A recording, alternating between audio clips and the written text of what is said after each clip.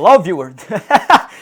The video you are about to watch is a 2022 classic from about 4.5 years ago. It is a video out of pure love in which I watched all the Spider-Man movies 3 times each within a month, and I saw No Way Home like 6 or 7 times. It is only a partial remaster because I only re-recorded the potato quality voiceovers. But that's enough for me in the present now. I hope you enjoy. I'll see you at the end. It's December 30th as I write this to conclude the year. As of today, I have seen No Way Home 5 times, 6 as I record this, and rewatched the other 7 movies 3 times in total. I wanted to express my love for these iterations we've seen over the years and give my exact thoughts. We must of course start with Amazing Spider-Man!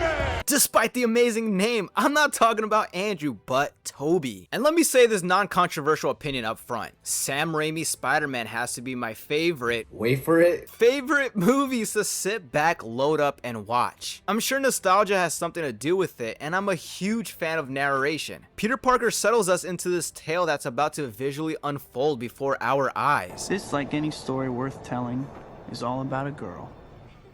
That girl. The girl next door. Now, Spider-Man 1 was a blast to watch. I was super familiar with the memes, so when they came up, I absolutely lost it. I'm something of a scientist myself. I missed the part where that's my problem. I don't know why I missed the part where that's my problem. Makes me so... What about the lunchroom scene? Wow. Before I continue on with this clip, I love how awkward this Peter is. Like, just say something!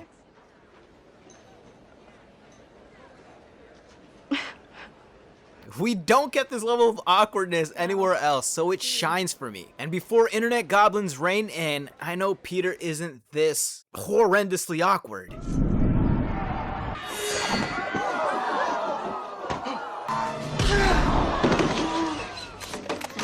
We all know how great Willem Dafoe is, but one of my favorite moments with him has to be the rooftop scene where he does this. Right. Here's the real truth. How comical is that? Then he proceeds to slump down next to Spidey. Just beautiful. Spider-Man 2 welcomes us with more narration. Oh boy, if she only knew how I felt about her. But she can never know. I'm telling you, huge guilty pleasure. Funny enough though, in The Great Gatsby, Maguire also gives us some narration. More memes. Pizza time. Rent? Rent? My back! And of course, the train scene. And the elevator scene. Right up in the crotch a little bit too. Spider-Man 2 is regarded as one of the greatest superhero movies, and while I'm still trying to view it through that...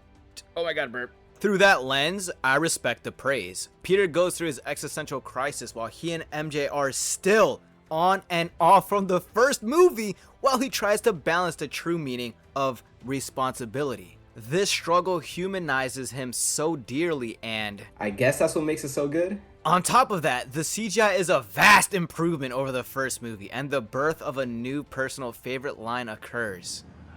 Trying to do better. Now what's left in the Maguire-verse is Spider-Man 3. I'm not sorry, but it takes a lot for me to be displeased with something.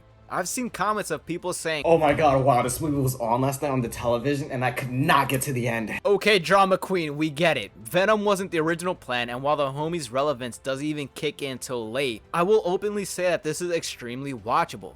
Look, here are some memes. Give me rent. You'll get your rent when you fix this damn door! Look at little Goblin Jr.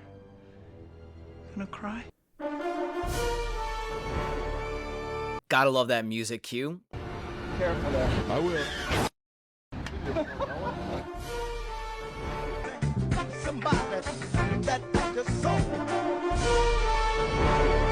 And I don't find this cringe at all. This is some funny shit that parallels Spider-Man in 2 ways. The walk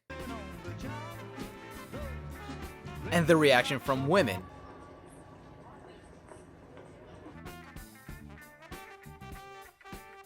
How's that for an analysis? How about when he plays piano? Peter? Above all, Spider-Man 3 gives an impactful ending that leaves me emotional every time I hear MJ sing "I'm Through with Love." don't ever call again. Though the films end here and there were plans for more, I deeply accept this final scene. Raimi's films are my preferred set to go to, which showcase my favorite Peter. If you don't think Andrew is great as Spider-Man, then you're a bozo. But wait a minute, everyone is in love with him now. I had all these screenshots of comments just outright praising him non-stop, but I mindlessly deleted them. Oops. But I did find this meme that perfectly shows what I'm saying. You probably enjoyed seeing him in No Way Home, so that's enough proof. Here's my beef with that though. As I watched The Amazing Spider-Man 1 and 2, I was instantly enamored. I was well aware of how much the character meant to him. Seeing the first scene where he's in high school, I couldn't help but just smile. Now yes, these movies get hated on. I can see why, especially in the second where some of it just seems to drag. My initial issue with this one is Harry Osborn, but on my third watch, oh my goodness. Oh, God, I'm sorry. That's just not the answer we were looking for. I kind of didn't mind him. That guy is funny, and the whole parents plotline may seem like too much if I want to get nitpicky, but aside from the criticisms, I can watch Mark Webb's movies because Andrew Garfield and Emma Stone hold them up. He is my favorite Spider-Man. Mostly what does it for me is how much he talks while suited up. You know, in the future, if you're gonna steal cars, don't dress like a car thief, man. Let me go. Is that a knife? Is that a real knife? Yes, it's a real knife. My weakness, it's small knives. Just let me go. Anything but knives! A god named Sparkles? Oh my gosh, it's just so fun to watch. Give me a sec.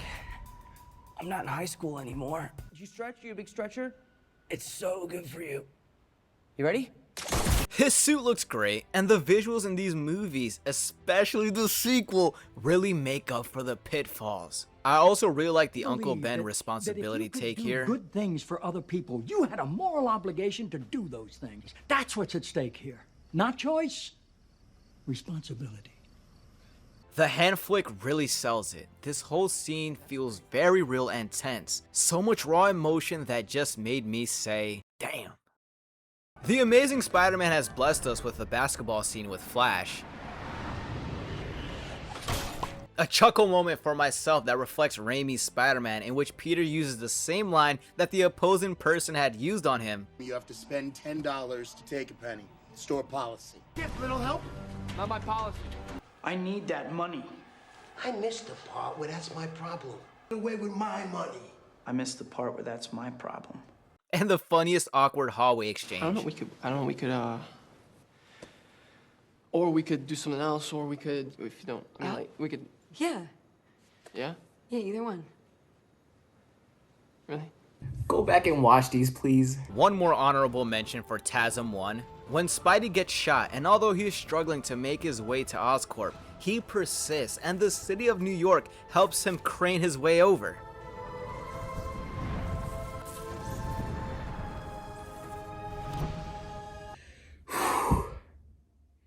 The Amazing Spider-Man 2. Narrative exposition. That's half this movie. We get deep in the romance, discover a new friendship, and figure out what the hell happens to the parents. I have to say, the relationship between Gwen Stacy and Peter Parker receives a spotlight in my book. She's so accepting that he's Spider-Man and honestly pretty badass with her intelligence. I love how she helps him ground his suit. Okay, good. Try. Hurry. Okay, works, good. And is so persistent to help him in battle. Although, double-edged sword. The Amazing Spider-Man 2 showcases some great Spidey scenes, to the magnificent intro, to the negotiations with Electro, Oh, I do, I know it, don't tell me. It's Max. Is it Max? Yes. See that, I can see you don't want to be here, I can see you're scared, I can see you don't know what's happening to you, I can see that and you don't who want to hurt doesn't me. like Electro's theme? And when he plays around with it like...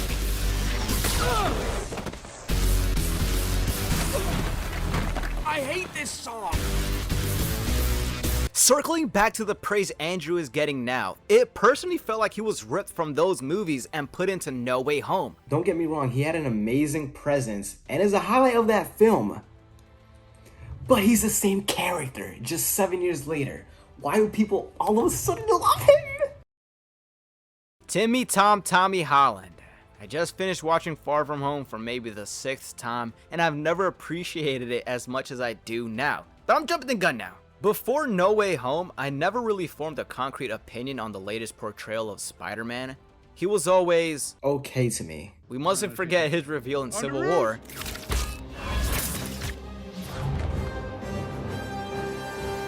That was pretty damn great. But I couldn't help but feel neutral. People either loved him, or you had the Iron Boy Jr. haters. Which is funny because the magazine calls him Iron Man Jr. in No Way Home. I didn't catch Homecoming in theaters, unfortunately, and saw it rather late from what I remember. That movie is fun, I'll say it. The other Spider-Men were older than him, in real life and in story, so things don't take the darker turns that you see in their franchises. We have to understand this dude is 15, so if he seems a little annoying with his decisions, then there you go, honestly. Plus, it's the MCU, and they do things a little different here. All I want to know is, who the hell is Ned? I looked him up, and he's a guy that works at the Bugle. He shouldn't be relevant yet. It reminds me when Benny and I first fell in love. I had just finished my film Cobbler. Boy got some dirt in his eye. I'm gonna put some dirt in your eye. Homecoming has amazing, if you can call it this, foreshadowing about Peter's future school endeavors. At Del Mar's, he's asked how's school, in which Peter replies that he has better things to do. Love this little delinquent. He knows this superhero life is the main shit. During a conversation with Tony, who says, I have some pull at MIT, Peter says, I don't need to go to before getting cut off. Ned asks him, you want to be a high school dropout? In which he replies, I'm so beyond high school right now. How's school? You know, it's boring, got better things to do. I mean, I'm totally with him. He even rushes out of school in the beginning to get some food and put on the suit. One last reference I want to highlight is Branzino, which has a whole thing in Amazing Spider-Man 1. About dinner, but I know when Bronzino's fresh, and that was not fresh, okay? You're having trouble there, aren't you? The head goes on the other. Simon, help Gwen's friend with his fish. George. Flash, I need your car on your phone. So what do we get out of Homecoming that will always shine? The scene where Peter panics cause he's trapped under rubble and has to use his own strength to free himself. What a strong 15-year-old. The maturity of rejecting the invitation to join the Avengers is also pretty nice. I'm good. Not to promote No Way Home any harder than I have, but man, does that movie really zoom out and tie in this character's full story. Far From Home shows Peter wanting to take a break from this saving the world life, which, you know what, he just can't do. And he has to learn that the hard way. I really enjoy the second half more after Mysterio receives Edith. We finally get to see Spidey's sense in action, and beautifully too. When he closes his eyes and destroys those drones on the bridge.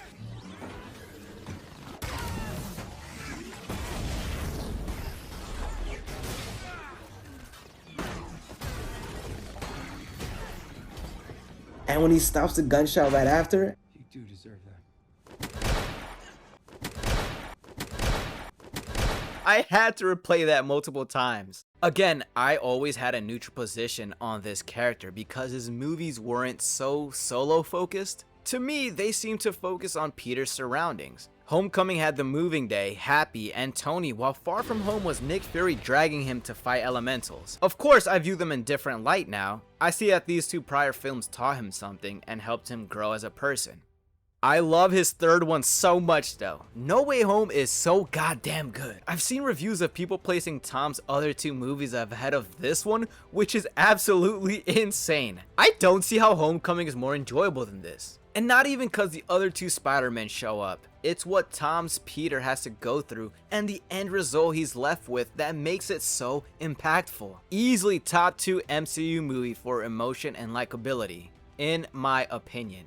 No Way Home brings the theme of responsibility to Spider-Man on a scale never seen before. Not only does he have his Uncle Ben moment by losing May, but he ultimately ends up being completely alone. We last saw Toby had Aunt May and MJ, while Andrew had Aunt May. Besides Peter growing up, becoming his own person, and mastering his abilities, he is finally the traditional Spider-Man. I'm so torn with this ending. All the villains shined in their own way too. Sandman served as the grounded, non-maniacal one that didn't want to harm anyone. I love pretty much all of Lizard's lines. Guy makes me chuckle. To comb over. Did you get a makeover? You know I can give you a real makeover. 𝙈𝙐𝙎𝙄𝘾 is a great bridge between heroes and villains and gives me the scene with the iconic callback of Trying to do better. How are you?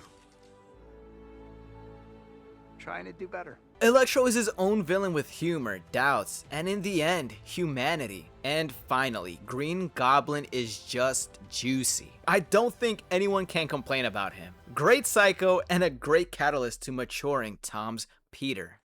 I want to touch upon Andrew and Toby appearing in this movie. Great theater experience, so much energy. Andrew is getting so much praise, but as I said before, that's his character. Toby is way more reserved. Did you see that lunch scene? You just get contacts? They played their exact characters and I loved it oh so much. Toby was like the big brother spider dad with wisdom, while Andrew really brought unity between the three. I freaking love when Andrew says he loves them. I love you guys. Thank you. When Tom hugs them before they leave, and of course, when they all swing and cheer at the same time before landing together. But yes, he made the right decision to save the world and repair the same mistake he made earlier. He is now Spider-Man as we're used to seeing. No huge friendly supporting cast, and no Stark Tech to save him. This complete loneliness but grounded Spidey approach has me amped for the future. Toby is my favorite Peter, Andrew is my favorite Spider, and Tom has my favorite overarching story. I'll leave you with this. What is the best way to end a Spider-Man movie?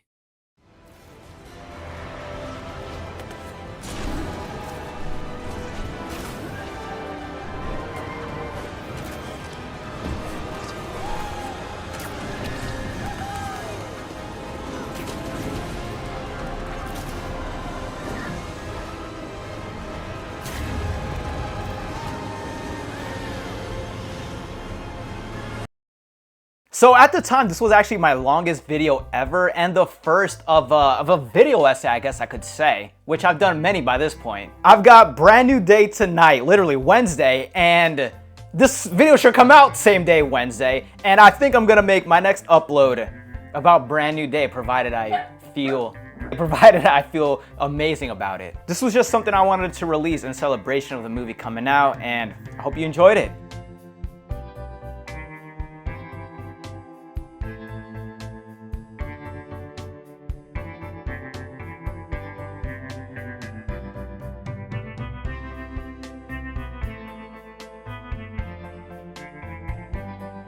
Peter and MJ stop on the Queensboro Bridge, which is where Green Goblin held MJ and the tram hostage and is seen from a still in The Amazing Spider-Man. In No Way Home, Peter swings MJ up on there for a moment and the people in the tram actually try to talk to him. In The Amazing Spider-Man 2, when Spidey webbed up Gwen and got her on top of the bridge, he confessed that he'd go to England and that They got crime there. In England, they got tons of crime, it seems. While in No Way Home, Peter tells MJ that he can Spider-Man in Boston because there's crime in Boston. And I feel obliged to recreate the what the f. That's a magic number.